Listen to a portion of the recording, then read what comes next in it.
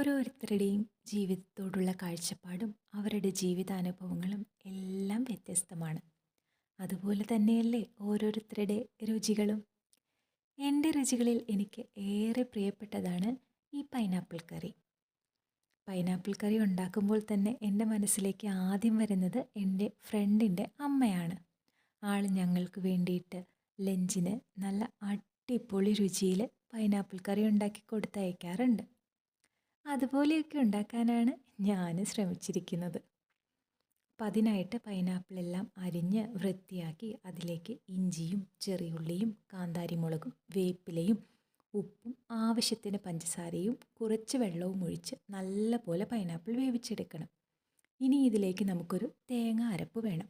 അതിനായിട്ട് കുറച്ച് തേങ്ങയും വെളുത്തുള്ളിയും ജീരകവും കാന്താരിമുളകും പിന്നെ പുളിക്കാവശ്യമായ തൈര് കൂടി ഒഴിച്ചിട്ടാണ് ഞാനിത് അരച്ചെടുക്കുന്നത്.